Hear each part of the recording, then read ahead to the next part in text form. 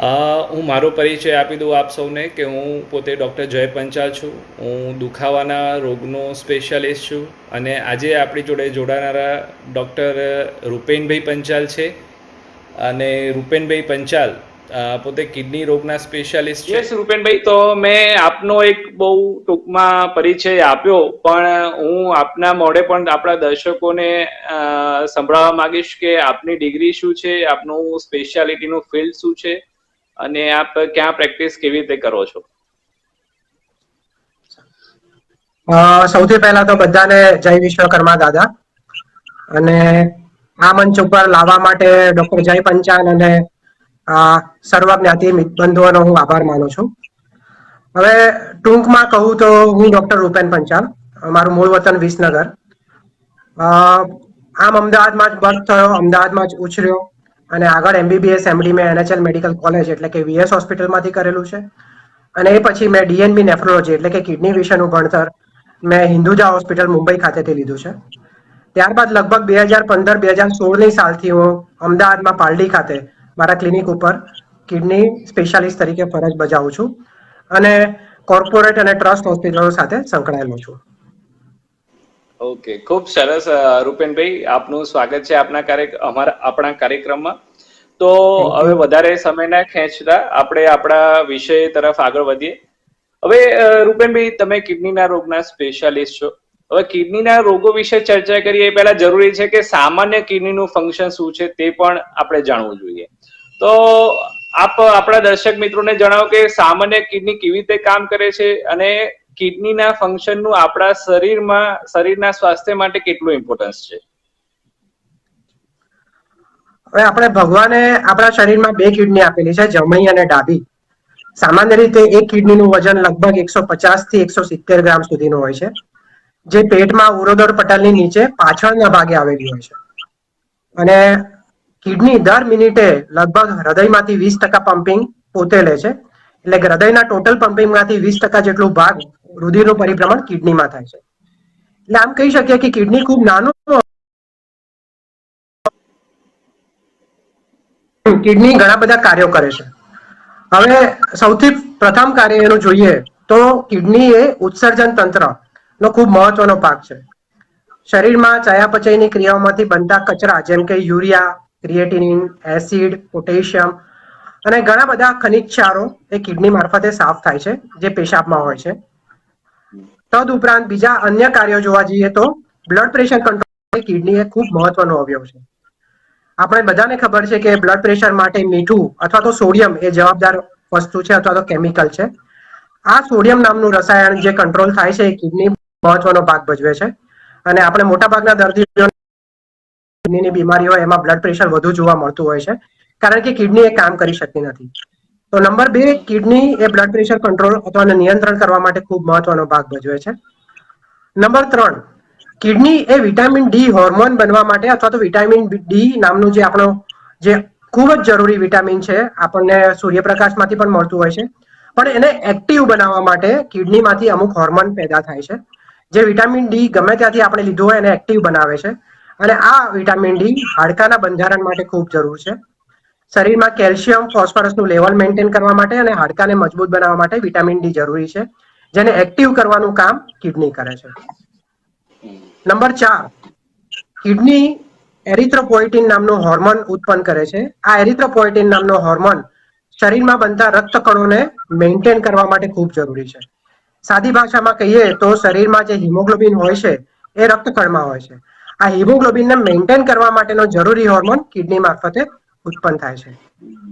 અને 5મું ખૂબ મહત્વનું કાર્ય, આપણે બધાને ખબર છે કે લગભગ આપણું શરીર છે, આ પાણીને કંટ્રોલ કરવાનું કાર્ય પણ કિડની કરે છે.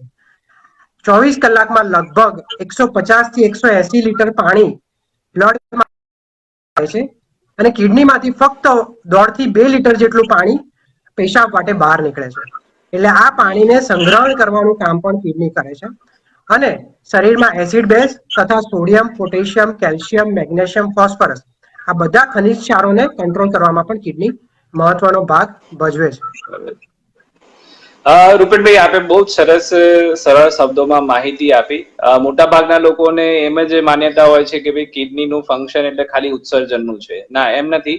ઉત્સર્જન ઉપરાંત કિડની શરીરનું બ્લડ પ્રેશર જાળવવામાં, વિટામિન ડી છે, એરિથ્રોપોઇટિન જેવા હોર્મોનના ઉત્પાદનમાં અને એક્ટિવ બનાવવામાં સક્રિય ભાગ ભજવે છે. શરીરમાં એસિડ બેઝનું, લોહીનું જે એસિડ બેઝનું પ્રમાણ હોય એ પણ જાળવવામાં આપે કીધું એ પ્રમાણે ખૂબ જ અગત્યનો ભાગ છે. એટલે એમ કહી શકાય કે જેમ હૃદય, ફેફસા શરીરના વાઇટલ ઓર્ગન છે, એ રીતે કિડની પણ એક ટાઈપનું વાઇટલ ઓર્ગન છે, જેના વિના શરીરના બીજા બધા અંગો પર ગંભીર અસર પડી શકે તેમ છે. યસ. હવે રૂપેનભાઈ, આપણે કિડનીની સામાન્ય રચનાની વાત કરી. હવે એમાં જે રોગો થતા હોય છે, એ રોગો કયા કયા પ્રકારના થતા હોય છે? યસ, કિડનીના રોગોને આપણે વર્ગીકૃત કરીએ તો બે ભાગમાં વર્ગીકૃત કરી શકાય, બે ભાગમાં વહેંચી શકાય. નંબર 1, એકદમથી કિડનીને ફેલ કરી કાઢે અથવા તો કિડનીને નબળી કરી કાઢે, જેને અમારી મેડિકલની ભાષામાં એક્યુટ રિનલ ફેલર કહેવાય. આ બીમારી ખૂબ ટૂંકા ગાળાની હોય છે અને લગભગ અમુક દિવસોથી લઈને અમુક મહિનાઓ સુધી ચાલતી હોય છે, જેનો સમયગાળો સામાન્ય રીતે 3 મહિનાથી ઓછો હોય છે. આ બીમારીમાં રિકવરીના ચાન્સીસ ઓલમોસ્ટ 90 થી 95% અથવા તો ઘણા કેસીસમાં 100% પણ હોય છે. તો આ થઈ ટૂંકા ગાળાની કિડનીની બીમારી, જેને કહેવાય એક્યુટ કિડની ફેલર. બીજા પ્રકારની બીમારી ગણીએ તો લાંબા ગાળાની કિડનીની બીમારી, જે એટલે કે કિડની ખૂબ લાંબા સમયથી નબળી પડી હોય, જેનો સમયગાળો લગભગ 3 મહિનાથી વધારે ગણવામાં આવે છે. એને કહી શકાય કે આ કિડનીની લાંબા ગાળાની બીમારી છે. અથવા તો જન્મજાત કિડનીની કોઈ ખામી હોય, અથવા તો કિડની ગેરહાજર હોય, અથવા તો કિડની ન હોય, અથવા તો સ્ટ્રક્ચરલ એટલે કિડનીના બાંધા અંગેની કોઈ બીમારી હોય, તો એને પણ લાંબા ગાળાની કિડનીની બીમારીમાં ગણવામાં આવે છે. તો સામાન્ય રીતે બે ભાગ છે: ટૂંકા ગાળાની કિડનીની બીમારી અને ક્રોનિક એટલે કે 3 મહિના કરતા લાંબા ગાળાની કિડનીની બીમારી. એટલે રૂપેનભાઈ, આપે કીધું એ પ્રમાણે ટૂંકા ગાળાની કિડનીની બીમારી અને લાંબા ગાળાની કિડનીની બીમારી. તો આ જે બંને પ્રકારની કિડનીની બીમારી છે, એના લક્ષણોમાં શું ફેરફાર હોય છે? હવે કિડનીનો રોગ શરૂઆત થતો હોય તો શરૂઆતના કિડનીના રોગના લક્ષણો શું છે? યસ, આ ખૂબ અગત્યનો સવાલ છે કે ટૂંકા ગાળાની કિડનીની બીમારી અને લાંબા ગાળાની કિડનીની બીમારીને કઈ રીતે પારખી શકાય અથવા તો કઈ રીતે આપણને ખબર પડી શકે. હવે સામાન્ય રીતે જોવા જઈએ તો આમાં દર્દીની હિસ્ટ્રી એટલે કે દર્દીનું ટૂંકા ગાળાની કિડની જ્યારે ટૂંકા ગાળામાં કિડની ઉપર અસર થઈ હોય ત્યારે મોટાભાગના દર્દીઓ એવા લક્ષણ સાથે આવે છે કે એમને શ્વાસ ચડે છે, અથવા તો પેશાબ રોકાઈ ગયો છે, અથવા તો પેશાબ અમુક સમયથી થયો નથી, અથવા તો ઉલટી ઉપકા થાય છે અને ખોરાક લેવાનું બંધ થઈ ગયું છે. આ બધા પ્રકારના દર્દીઓમાં જો આપણે એમની હિસ્ટ્રી કેરફુલી એટલે કે ખૂબ કાળજીપૂર્વક એમની હિસ્ટ્રી જાણવા કોશિશ કરીએ તો કોઈક ને કોઈક એવું ફેક્ટર એટલે કે કોઈક ને કોઈક એવું વસ્તુ આપણને મળે જ છે કે જેના કારણે કિડની ખરાબ થઈ શકે. સામાન્ય રીતે એક કેસ કહું તો કે પેઇન કિલર કોઈએ લીધી હોય, કોઈ ઘરડા વ્યક્તિએ કોઈ દિવસ પેઇન કિલર લઈ લીધી અને પેઇન કિલર લીધા પછી 1-2 દિવસમાં એમનો યુરિન પેશાબ ઓછો થઈને બંધ થઈ ગયો, અને જેવી પેઇન કિલર બંધ કરી અને બીજી બધી ટેમ્પરરી સારવાર કરી તો પાછો પેશાબ ચાલુ થઈ ગયો. તો આ જે કિડનીની બીમારી થઈ કે જે થોડા દિવસોમાં થઈને થોડા દિવસોમાં જલ્દીથી રિકવર પણ થઈ જાય છે, જેને ટૂંકા ગાળાની કિડનીની બીમારી કહેવાય છે. હવે રહ્યો સવાલ લાંબા ગાળાની કિડનીની બીમારીનો, તો હું એ વાત કહીશ કે લાંબા ગાળાની કિડનીની બીમારી એ ઘણા કેસોમાં સાયલેન્ટ હોય છે, એટલે કે એનો કોઈ લક્ષણો ઊભા થતા નથી. કિડનીનો રિઝર્વ પાવર એટલે કે રિઝર્વ કેપેસિટી ખૂબ વધારે હોય છે. લાંબા ગાળાની કિડનીની બીમારીમાં દર્દીને લાંબા સમય સુધી ખ્યાલ નથી આવતો કે શું થઈ રહ્યું છે. જ્યારે કિડની 70 થી 80% ડેમેજ થઈ ગઈ હોય એટલે કે 70 થી 80% એની કાર્યક્ષમતા ઓછી થઈ ગઈ હોય ત્યારે જ કિડનીની બીમારીના લક્ષણો ઊભા થાય છે. આ લક્ષણો પણ જેમ મેં કીધું કે એક્યુટ કિડની ફેલર એટલે કે ટૂંકા ગાળાની કિડનીની બીમારી એ લક્ષણો પ્રમાણે એવા જ લક્ષણો હોઈ શકે છે.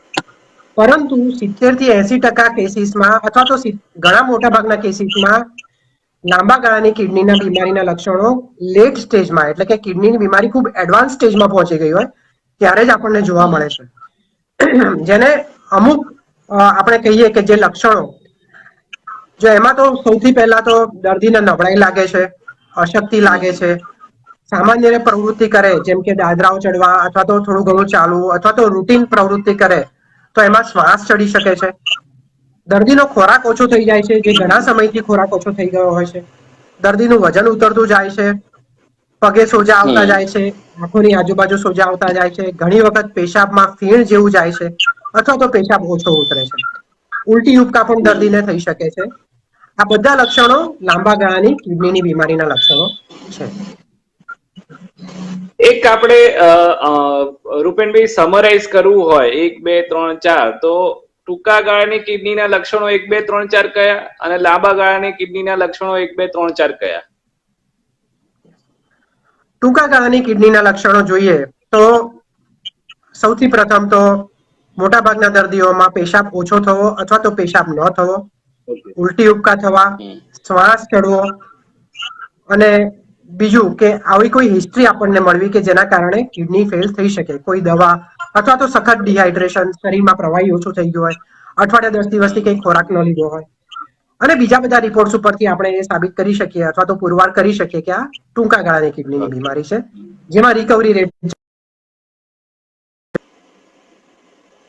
બરાબર. લાંબા ગાળાની કિડનીની બીમારીમાં જે મુખ્ય લક્ષણો હોય છે, વજન ઉતરતું જવું, ખોરાક લેવાની ભૂખ ન લાગવી, પગે સોજા આવવા, પેશાબમાં ફીણ આવવું, ચહેરાની આજુબાજુ સોજા આવવા, આ બધા લક્ષણો લાંબા ગાળાની કિડનીના બીમારીના છે.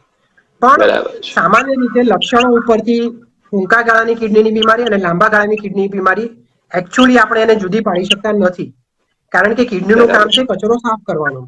ટૂંકા ગાળાની કિડનીની બીમારીમાં પણ કચરો સાફ નથી થતો, લાંબા ગાળાની કિડનીની બીમારીમાં પણ કચરો સાફ નથી થતો. હા, જે સમયગાળો છે એના ઉપરથી આપણે કહી શકીએ કે આ ટૂંકા ગાળાનો છે. જેમ કે કોઈ દર્દીને સડનલી એકદમથી આ બધા લક્ષણો ચાલુ થઈ ગયા વિધિન 5 દિવસ કે 7 દિવસમાં, તો આપણે કહી શકીએ કે આ ટૂંકા ગાળાની છે. કોઈ દર્દીના આ લક્ષણો 2-3 મહિનાથી હોય કે 6-12 મહિનાથી હોય, તો આપણે એમ કહી શકીએ કે આ લાંબા ગાળાની કિડનીની બીમારી છે. બરાબર છે. એટલે તમે એક શરૂઆતમાં એક અગત્યનો પોઈન્ટ પણ કીધો કે પેઇન કિલર દવાઓથી પણ કિડનીની તકલીફ વધી શકે છે. હવે હું આપણા દર્શક મિત્રોને ખાસ એ કહેવા માંગીશ કે ઘણા લોકો દુખાવા માટે જે દવાઓ લેતા હોય છે, ખાસ કરીને કોમ્બીફ્લેમ, બોવેરાન છે, બ્રુફેન છે, આ ટાઈપની દવાઓ કિડની માટે ખાસ કરીને ઈજા પહોંચાડનારી તકલીફો પેદા કરે છે. તો એવી દવાઓ વધારે લાંબો ટાઈમ યુઝ ના કરવી જોઈએ, સતત યુઝ ના કરવી જોઈએ, કારણ કે જેમ રૂપેનભાઈએ કીધું તે પ્રમાણે એનાથી કિડનીની તકલીફો વધી શકે છે. હવે જે દર્શક મિત્રો આપણી જોડે પાછળથી જોડાયા છે એમને જરા ટૂંકાણમાં કહી દઉં કે આપણી જોડે ડોક્ટર રૂપેન પંચાલ જે કિડનીના રોગના નિષ્ણાત છે તે જોડાઈ ચુક્યા છે.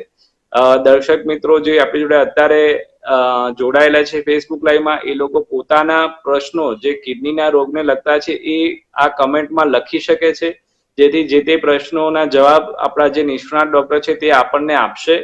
અને હજી આ પ્રોગ્રામ આપણો 15 થી 20 મિનિટ જેવો ચાલશે અને પ્રોગ્રામના અંતે એટલે કે 15 મિનિટ પછી આપણે દર્શક મિત્રોની કમેન્ટમાં પૂછેલા સવાલો એક પછી એક લઈશું. બીજી વસ્તુ એક રૂપેનભાઈ આપને એ પૂછવી હતી કે કિડનીના ફંક્શન માટે, કિડનીના કાર્ય માટે ક્રિએટિનિનનો ટેસ્ટ બહુ જાણીતો છે, અને એ ટેસ્ટ શું છે, એની પાછળનું તથ્ય શું છે, એને કેવી રીતે મોનિટર કરવો જોઈએ? યસ, આ ખૂબ અગત્યનો સવાલ છે. ક્રિએટિનિન શું છે? મારી પાસે ઘણા દર્દીઓ આવતા હોય છે કે ક્રિએટિનિનનો રિપોર્ટ લઈને આવી ગયા કે ક્રિએટિનિન વધારે છે, પણ ક્રિએટિનિન શું છે એ પણ સમજવું જરૂરી છે. હવે સાદી ભાષામાં કહીએ તો ક્રિએટિનિન એ શરીરમાં ઉદ્ભવતું એક પ્રકારનો કચરો છે, જે ચયાપચયની ક્રિયાઓમાંથી પણ પેદા થાય છે, અને સ્નાયુઓ, જે આપણા સ્નાયુઓ સતત કાર્યરત હોય એના પ્રોટીન બ્રેકડાઉન થવાથી પણ ક્રિએટિનિન પેદા થાય છે. આ ક્રિએટિનિન શરીરમાં 24 કલાક બનતું હોય છે. એવું નથી કે આપણે સૂઈ ગયા એટલે બંધ થઈ ગયું, પણ 24 કલાક ક્રિએટિનિન બનતું હોય છે. એ સાથે યુરિયા પણ બીજો એક અગત્યનો કચરો છે કે જે 24 કલાક સતત બનતો હોય છે. તો આ ક્રિએટિનિન એક પ્રકારનું વેસ્ટ પ્રોડક્ટ એટલે કે કચરો છે, જે મુખ્યત્વે સાફ થાય છે કિડની દ્વારા. શરીરમાં બનતા ક્રિએટિનિનમાંથી લગભગ 90% ક્રિએટિનિન કિડની મારફતે સાફ થાય છે. તો જ્યારે કિડનીની કાર્ય કરવાની ક્ષમતા ઓછી થાય છે, એટલે કે ટૂંકા ગાળાની કિડનીની બીમારી કે લાંબા ગાળાની કિડનીની બીમારી, આ બંને પ્રકારની બીમારીમાં કિડનીની કાર્ય કરવાની ક્ષમતા ઓછી થાય છે. કિડની ફિલ્ટર કરી શકતી નથી ક્રિએટિનિનને, જેના પ્રમાણે જેના કારણે ક્રિએટિનિન પેશાબમાં જઈ નથી શકતું અને લોહીમાં ક્રિએટિનિનનું પ્રમાણ વધતું જાય છે. તો આ એક સિમ્પલ ફોર્મ્યુલા છે કે ક્રિએટિનિન એ કચરો છે, કિડની દ્વારા ફિલ્ટર થઈને પેશાબમાં સાફ થઈ જાય છે. કિડની નબળી પડે એટલે ક્રિએટિનિન સાફ થઈ નથી શકતું અને લોહીમાં એનું પ્રમાણ વધતું જાય છે. તો સામાન્ય રીતે ક્રિએટિનિન અને યુરિયા એને અમે આરએફટી એટલે કે રિનલ ફંક્શન ટેસ્ટ અથવા તો કિડની માટેના કિડની કેટલું કાર્યક્ષમતા કરે છે એનો ટેસ્ટ કહેવાય છે. લાંબા ગાળાની કિડનીની બીમારીમાં અમે ક્રિએટિનિનના રિપોર્ટ ઉપરથી કિડનીના પર્સન્ટેજ કેટલા ટકા કિડની કામગીરી કરી રહી છે એ કાઢતા હોઈએ છીએ, જેને અમે કિડનીનો ફિલ્ટર રેટ અથવા તો ગ્લોમેરુલર ફિલ્ટ્રેશન રેટ, જેના પરથી અમે વર્ગીકૃત કરી શકીએ છીએ કે આ કિડનીની બીમારી એડવાન્સ સ્ટેજમાં છે, આગળના સ્ટેજમાં છે, બીમારી ખૂબ આગળ તો નથી વધી ગઈ ને. હવે બીજી એક વસ્તુ તો ક્રિએટિનિન કઈ રીતે દરેક દર્દીઓમાં સરખું પણ ખૂબ મહત્વનો વિષય છે. હું બે દર્દીઓ લઉં, એક દર્દી 30 વર્ષની ઉંમરનો છે, એકદમ સ્નાયુબદ્ધ છે, અને બીજા દર્દી 30 વર્ષની ઉંમરના છે પણ એકદમ સ્નાયુબદ્ધ નથી, દુબળા પતળા છે. તો જે સ્નાયુબદ્ધ દર્દી છે એ દર્દીનું મસલ માસ એટલે કે સ્નાયુઓનું કદ વધારે છે, તો એ દર્દી ક્રિએટિનિન વધારે પ્રમાણમાં ઉત્પન્ન કરે છે. સામે એટલી જ વર્ષનો દર્દી કે જેનું દુબળું પતળું છે, સ્નાયુઓનું માસ વધારે નથી, એ દર્દી એટલું ક્રિએટિનિન ઉત્પન્ન કરી શકતો નથી. તો પહેલા દર્દી કે જેનું સ્નાયુઓનું કદ વધારે છે એનું ક્રિએટિનિન 1.2 1.3 આવી શકે છે, જ્યારે બીજા દર્દી સેમ ઉંમરનો સેમ વજનનો છે પણ એનું સ્નાયુ કદ વધારે નથી, એનું ક્રિએટિનિન 1 ની અંદર પણ આવી શકે છે. તો ઘણા સવાલો એવા થતા હોય છે કે મારું ક્રિએટિનિન 1.5 છે તો નોર્મલ કહેવાય કે ન કહેવાય, મારું ક્રિએટિનિન 1.2 છે તો નોર્મલ કહેવાય કે ન કહેવાય. તો ક્રિએટિનિન એ માર્કર નથી. ક્રિએટિનિન ઉપરની જે આપણે ફિલ્ટ્રેશન રેટ, જે મેં પહેલા જણાવ્યું કે ગ્લોમેરુલર ફિલ્ટ્રેશન રેટ, ક્રિએટિનિન ઉપરથી અમે એ સાયન્ટિફિક અથવા તો મેથેમેટિકલ ગણિતની ફોર્મ્યુલા છે એને આમાં અપ્લાય કરીને અમે કિડનીનું પર્સન્ટેજ એટલે કિડની કેટલા ટકા કામગીરી કરી રહી છે એ કાઢીએ છીએ. તો જરૂરી નથી કે 1.2 ક્રિએટિનિન વાળા દર્દીની કિડની અને 0.5 દર્દીની કિડની અલગ અલગ કામ કરે છે. હોઈ શકે કે બંનેની કિડની સરખી જ કામ કરતી હોય. એટલે એક ખૂબ ગેરમાન્યતા હોય છે કે મારું ક્રિએટિનિન નોર્મલ કેટલું.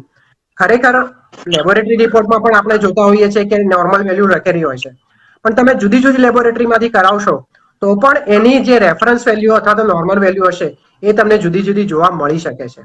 તો ફક્ત ક્રિએટિનિન એ કિડની માટેનો ટેસ્ટ છે, બરાબર છે, સાચી વાત છે, પણ ક્રિએટિનિન 1.5 આવ્યું એટલે મારી કિડની ફેલ થઈ ગઈ એ ગેરમાન્યતા આપણે દૂર કરી દેવાની જરૂરિયાત છે. ઓકે, એટલે ખાલી એકલા ક્રિએટિનિનને જોયા કરતા અગત્યનું બીજી વસ્તુ છે ગ્લોમેરુલર ફિલ્ટ્રેશન રેટ, એ પણ જાણવું એટલું જ જરૂરી છે, જે ઉપરથી આપણે જાણી શકીએ કે કિડની બરાબર કાર્ય કરી રહી છે કે નહીં.